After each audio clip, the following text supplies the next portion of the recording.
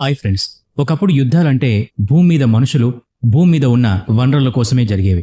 కానీ ఇప్పుడు మాత్రం చాలా విషయాల్లో యుద్ధాలు జరుగుతూ ఉన్నాయి. ప్రత్యక్షంగా, పరోక్షంగా.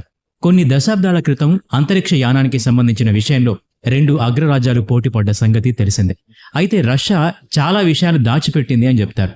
ఇదే విషయంలో మౌనంగానే యుద్ధం జరిగినంత పనైంది. ఆ ప్రభావం ఇప్పటికీ ఆ రెండు దేశాల మీద ఉంది. ఈ విషయాలు తెలుసుకోవాలంటే ఈ వీడియో చివరి వరకు తప్పకుండా చూడండి. మరి ఇంకెందుకు ఆలస్యం, let's start our today's episode. 1961 NASA అంతరిక్షంలోకి అడుగు పెట్టాలని ప్రయత్నిస్తోంది. అయితే అప్పటికే సోవియట్ యూనియన్ ఆ ప్రయత్నంలో ముందడుగు వేసింది. యూరీ గగారిన్ను అంతరిక్షంలోకి పంపింది. అలా యూరీ గగారిన్ అంతరిక్షంలో అడుగుపెట్టిన మొదటి వ్యక్తిగా చరిత్రలో నిలిచిపోయాడు. ఇంత చరిత్ర సృష్టించిన సోవియట్ యూనియన్ చంద్రుడిపై కాలు మోపడానికి ఎందుకో వెనకడుగు వేసింది. 1969లో నాసా పంపిన వ్యక్తి అందరికన్నా ముందే చంద్రుని మీద కాలు మోపాడు. ఇదంతా ఆశ్చర్యంగా లేదా? ఒక విషయంలో అత్యద్భుతమైన ఫలితాలు చూసిన దేశం వెనుకబడిపోవడం ఏంటి? కానీ అమెరికా కన్నా ముందే రష్యా చంద్రుని మీద కాలు మోపినట్టు చెప్తారు. అయితే ఈ విషయాలు ఎక్కడా బయటకి రానివ్వలేదు అని చెప్తారు. ఎందుకు?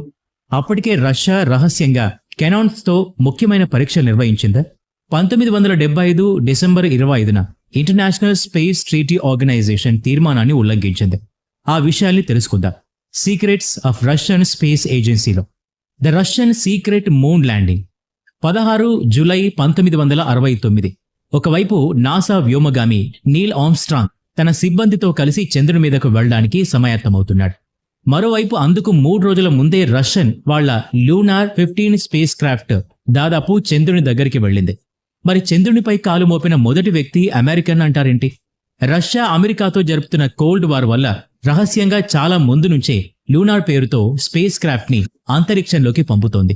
అలా నీల్ ఆర్మ్స్ట్రాంగ్ వెళ్లడానికి ముందు పంపిన స్పేస్ క్రాఫ్ట్ 15వది. వాళ్ల ఉద్దేశం ఒకటే, ఎలాగైనా అమెరికా వాళ్లకన్నా ముందే చంద్రునిపై కాలు మోపాలి.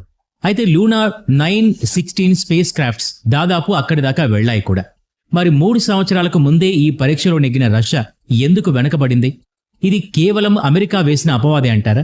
ఇప్పటికే ఉన్న సమాచారం ప్రకారం రష్యా స్పేస్ క్రాఫ్ట్ అయితే పంపింది, కానీ మనిషితో సహా పంపడంలో అమెరికా కన్నా వెనకబడింది. చాలా ట్రయల్స్ వేయడంలోనే మునిగిపోయింది.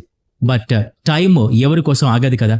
సోవియట్ రష్యా 1950-60 దశకంలో చాలా దిగజారింది. అమెరికాపై పైచేయి సాధించడం కోసం ఎన్నోసార్లు స్పేస్ క్రాఫ్ట్స్ ని పంపింది, కానీ విఫలమైంది. తక్కువ ఖర్చుతో ఎక్కువ ప్రొడక్టివిటీ పొందాలని అనుకుంది. కానీ చంద్రుడు లాంటి తెలియని ప్రదేశంలోకి వెళ్లాలంటే అన్నీ తెలిసి ఉండాలి. వాళ్లకున్న అధిక వనరులు అందుకు సరిపోలేదు. అందుకే వెనకబడ్డారు.